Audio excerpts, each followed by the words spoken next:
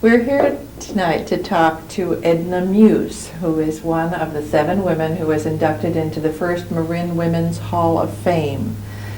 Edna is an inordinately fine community volunteer who has made great contributions to Marin County, and we're here tonight to find out something about how she got to be the person that she is.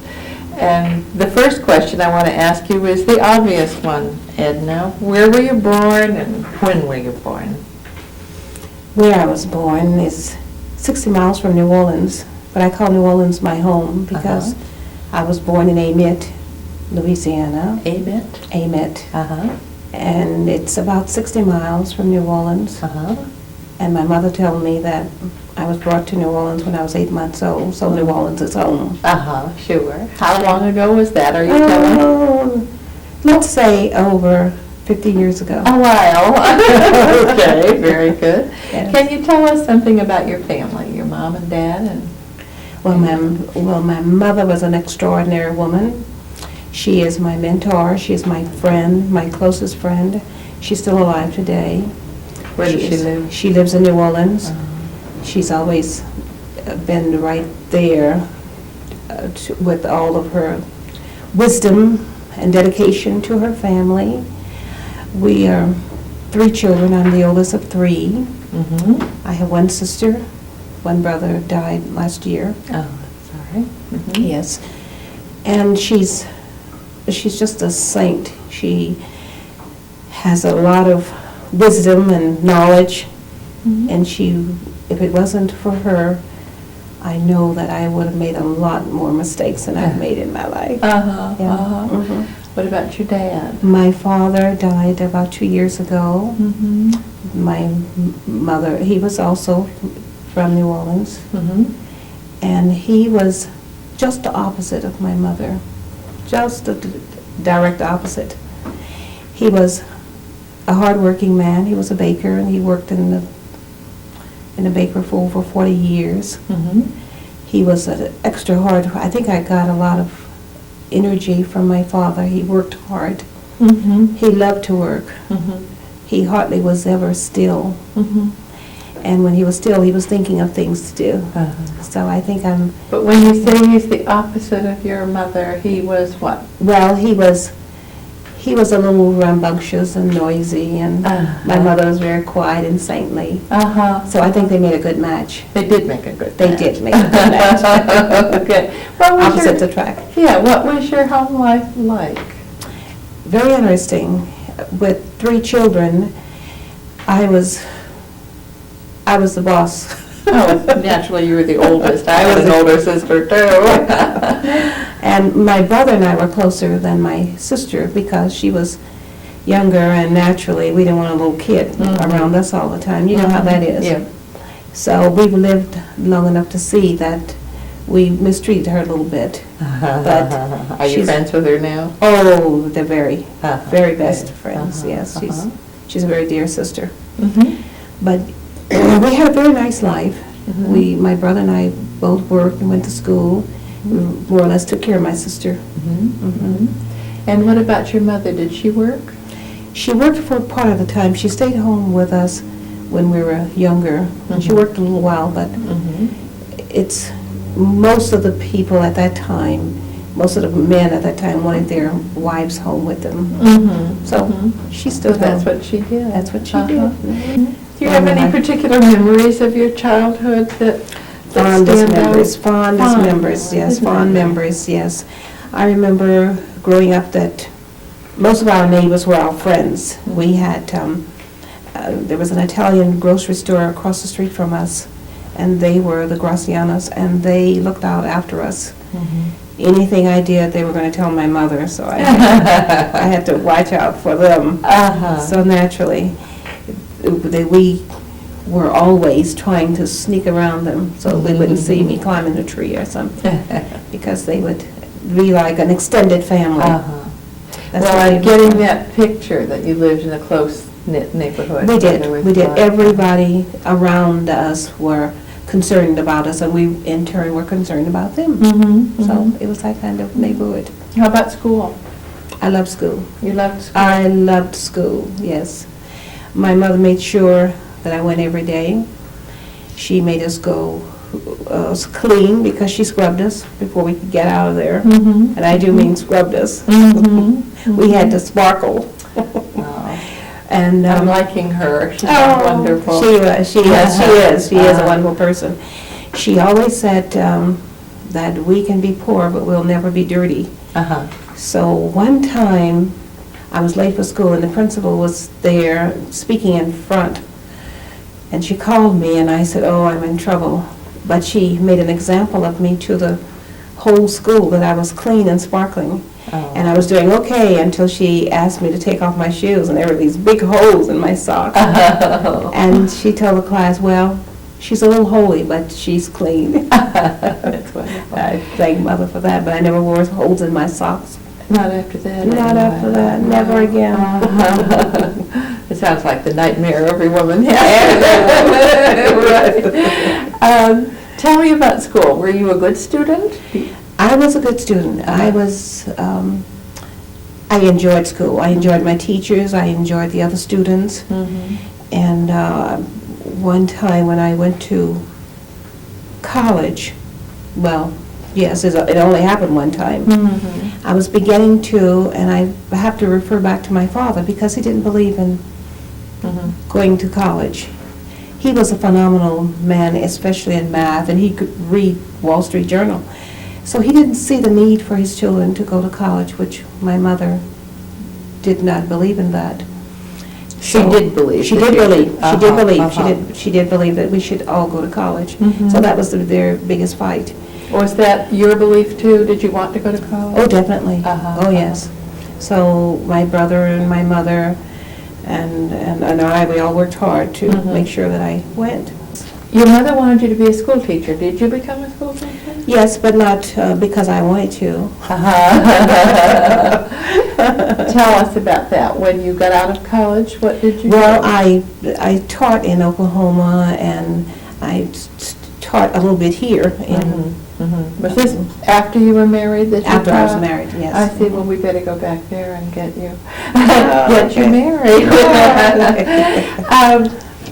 Before we do that, I'd like to ask you if you've already said that your mother was one of your mentors. Were there any other role models for you growing up? Yes, there were. There was my aunt, who was my mother's sister, and there were a couple of friends. What was there about them that you would? Well, my aunt, I liked her, the way she handled her. I watched her. She was one of my mother's youngest sisters, and she had already been married and had bought her home, and seemed like she had everything, together. And my mother told me a story of how she purchased her home by saving nickels and quarters in a bucket, and, and she wasn't shy about wanting a home, so she bought one of the largest homes in a mitt where she lived today. And it's still beautiful when I go there. She's still there? She's still there, yeah. So you admired her for the fact that she set a goal in life, yes, and met her goal. And did what she needed to do. Yes. You talked about her saving, and you've already talked about the fact that you had to work hard to go to college and get the money together for that. Is that correct. True? That's true. Did you work while you were in school? Oh, yes, I did. Can you tell us something about some of those jobs you had? I took any job I could get. One of the main jobs I had was working at a drugstore after school, and from 4 to 12. So I worked 4 years there, all through high school and into college. And the manager wanted me to be the manager, so I got to know the drugstore business. And I ran a soda fountain. That's pretty good. In high school, you were doing that? Yes. That's terrific. It was terrific. I learned a lot about the business. But I never went to work at night or on Sundays, which was a Sunday for us was church day. So when I told him that I didn't want to work on Sundays, he said, "You will work on Sundays." He tried to be like my father and guide me in the right direction. Did you leave after that? Or did Yes, you work on Sundays? No, I did not work on Sundays. No, I did not. Tell me about the church in your life. It's a very serious, meaningful thing in my life. I'm very Was it serious. always in your growing up years? I suppose so, yes. I may not have taken it as serious then as a child as I take it now. And it has been my leaning post. It really has. So it's very serious to me. Were there problems in your life about discrimination? Did you Yes. have any problems? Oh, yes. There were many obstacles. Can you tell us something about that? Oh, certainly. During the times, there was a lot of racial discrimination. And Were you it's hard- conscious of this from an early age, or when did you become conscious of it? Only when incidents, not an early, only when incidents, particular incidents, because remember I told you we lived in this integrated neighborhood, yes. So we had no problem per se as the neighborhood went. But when specific incidents began to happen, that's when I became aware of it. Can you tell me at what age that those things happened? Probably when I was about 13, and I got to be a teenager. What And happened? mother would let us, allow us to go, not too far, but she would allow us to go to parades in the Mardi Gras, which is, one of the New Orleans festivities. And it was during this time, this particular time, that some friends and I went to the Mardi Gras. And I was in front and told them to follow me because the streets were blocked off and the policemen were there.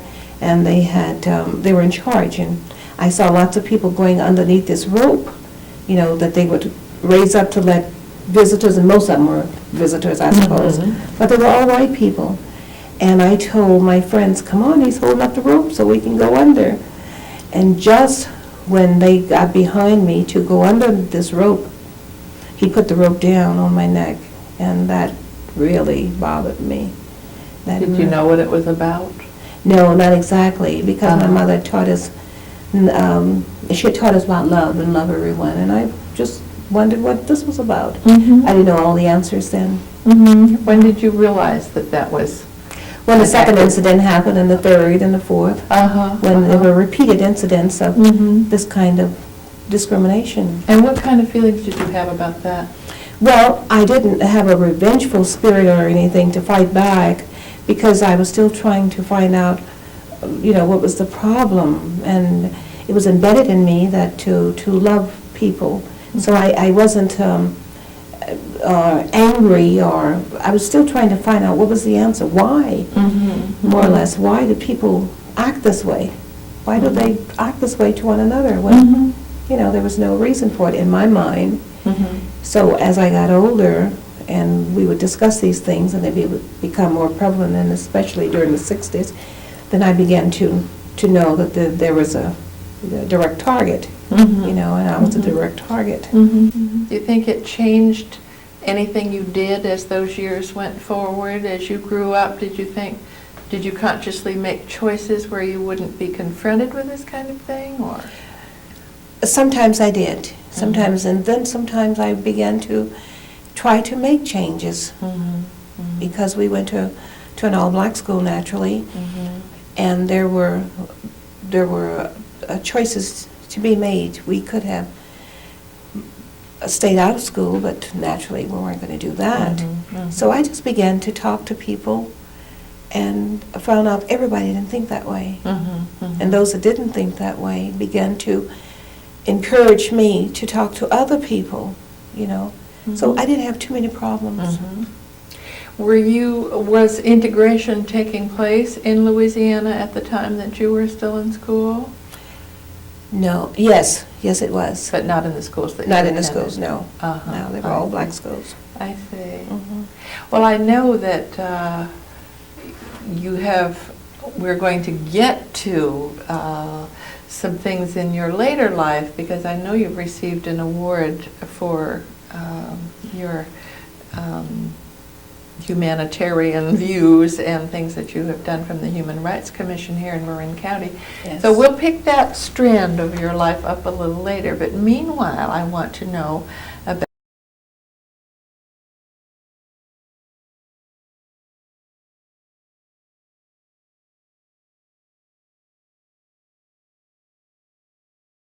was a typical guy who was, you could say, maybe a childhood sweetheart, but I didn't like him, you see. Oh. Yeah. I didn't we grew know up you together. had that kind of sweethearts. Yeah, but we were sweethearts, but I didn't like him, and he pursued me. I bet you had a lot of pursuers. You are a very lovely looking woman. So Thank you. Thank you. But I wasn't boy crazy. I was more into books, and the library was my friend. And Fred Muse and all of the others had to take a back seat to the library. How long ago did you come here? Oh, seemed like about 30 years. 30 years. Were you, did you come right to Marin County? No, this is I've only been in Marin County 13 years. We went to what I think is the ultimate of the Bay Area, to San Francisco and the Presidio. Oh, good. Yeah, I love the Presidio. Yeah, that was a wonderful place to start out in California, wasn't it? Yes, it was. It really was. Yeah. So have you been in the Bay Area most of the time? Most of the time. And tell me about your family. Did you have some children? We have 3 lovely daughters. They're all grown. And 3 daughters. Yes, Linda, Diane, and Marcia. Marcia is the baby. Did you ever have any ambitions for yourself in a career kind of way? Yes, because I always wanted to be that singer. You always wanted to be that singer, but did you pursue it after you were married? No, one of the reasons is a lot of people offered me a contract, well, several people did, to sing, and it was always for the wrong reasons. So I sort of got dismayed. And can you explain that?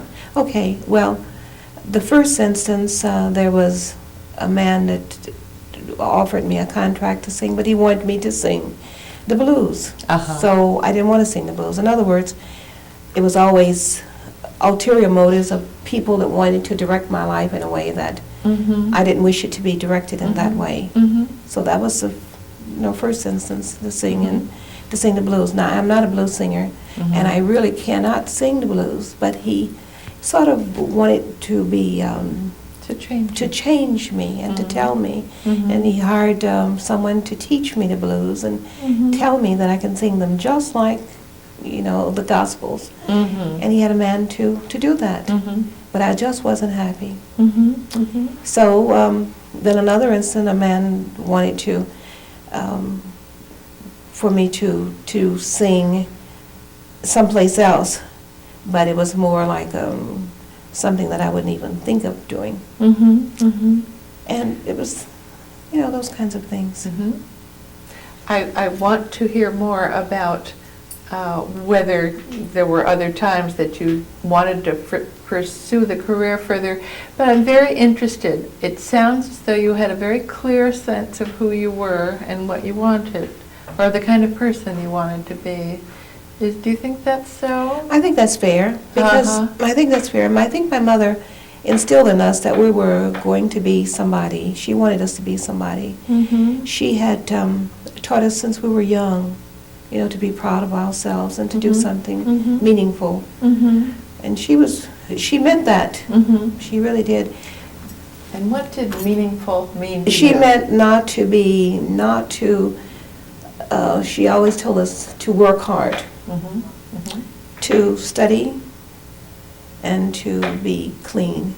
I remember about clean and no holes in your socks. You better not come with holes. In spite of not pursuing a career on your own, you did not give up your music. You've already said, I've always sung.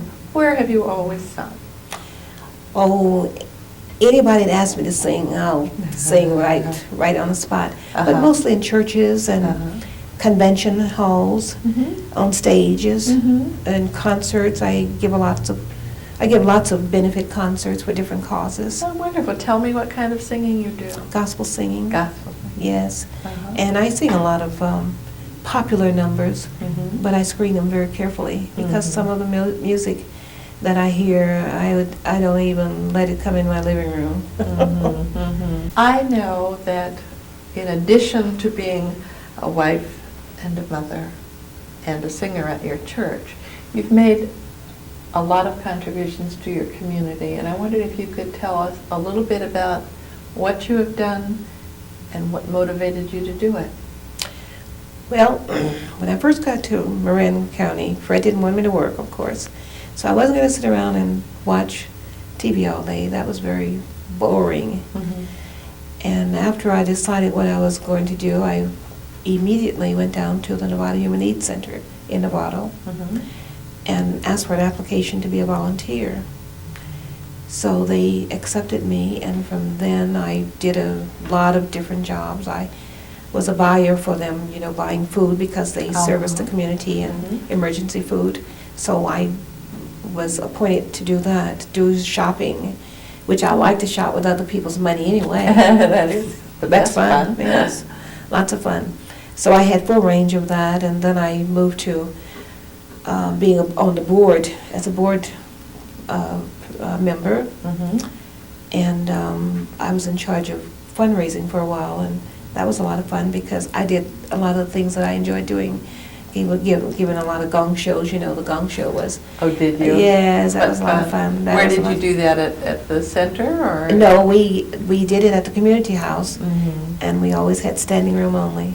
So it Wonderful. got to be very infamous Did you gong sing? shows. No, I'm more was the coordinator. I see. I think I sang one time. We had about 3 years of that. I just had a feeling that they'd ask you to sing, but go ahead, I'm sorry. And raising funds for that was a lot of fun. Mhm. And then we did other fundraisers. Mhm. We had fashion shows, and I was one of the coordinators for that. Mhm. I like to do things like that. And from there, I went to I volunteered in schools, and then the Cancer Society. I was a clerk there. I want to hear about both of these things. What did you do in the schools? Tell me in great I detail. I sang to the children, and then the school district, well, some of the teachers began to have me to come for Martin Luther King Day and to be in charge of programs. So I would coordinate programs for Martin Luther King Day for Wonderful. them, yes. Uh-huh, And then I would sing to the children and teach them little songs, uh-huh. you know, that we all could sing together. And then Mhm. you worked? For the Cancer Cancer Society, Society. yes. Uh-huh. And I was a clerk for them and would give, so on special days, we would have like Daisy Days. I would go out of the store and collect money for that. Mhm, mhm. Oh, I enjoyed that. Mhm. And I suppose you were always active in your church also? Very active, and Uh-huh. I still am. I'm Mhm. a coordinator for the prison ministry, which I enjoy coordinating visits and volunteers to work and to go to the prison. What And this- prison? To San Quentin? San Quentin. Really? Yes, and Mhm. we just came from San Bruno jail, the women's jail down there. For Mother's Day, we went there and Mhm. brought food. Mhm. How I many people coordinated do you that. have working on that? Well, in the city, there's about 100 people. Mhm, mhm, And around in our district, we have about 104 churches. mhm. So totally, we have about 200 people. That's wonderful. How long have you been involved in that? 10 years. 10 years. Mhm. There's another organization called Concerned Parents. What's that organization? That's an organization that I was a former president of, and I'm still active with them. They are a nonprofit group that believe in education and community development to do things for the community, and mostly it's to raise funds to help young people in scholarships, with Mhm. scholarships to go to college. So you raise money? Yes, Uh-huh. yes. You sound like a blockbuster kind of person. You're operating on many fronts. Well, I really feel that I was born under a lot of stress, so I have to have all these things to keep me going. What do I you can mean, never- you were born under a lot of Well, stress? I mean, my father was always an energetic person. He was always busy. He couldn't sit still. Uh-huh, uh-huh. So I would watch him, and I'd wonder why, as soon as he'd sit down, I knew he was going to get up. I knew that. And I'd watch him, and he couldn't keep still. As soon as he'd come home, he'd have to cut the grass. After he cut the grass, he had to deliver papers. Uh-huh. And after delivering papers, then he would go spray for people because he had his own business of Uh-huh, spraying. spraying exterminator. Uh-huh. And then he would go to sleep, and then he'd wake up in a couple of hours and start all over again, going to work. Are you like that? Yes, I am. You are? Yes. But the things you've done all seem to have a service vein to them. They're all helping other people. Where did that come from? Well, I don't know exactly, except for my mother, because when we were little, she used to go around, we would go around in the neighborhood and hand out clothes and food to people, you know. Really? Yes. That's wonderful. Yeah. You have an award from the Human Rights Commission here in Marin County. Can you tell us about that award and why it was given to you, or why you suspect it was given to you? I don't suspect why it was given to me. I feel so unworthy. I really do. If I can help somebody, I suppose that's just my way of sharing what good things have happened to me. There's always been someone around to help me, and I just believe in just sharing with others, or helping others. And it stems from my personality and from the things my parents taught me to always share and never to be selfish. You know, if we have 2 pieces of bread, one for me and one for someone else, I don't have to have the two pieces of bread. So it's just my philosophy, and I feel that whenever there's a challenge, that we have to rise to meet the challenge. Don't run away from it. Never run away from it, but to rise and meet it and defeat it. That's the way I feel.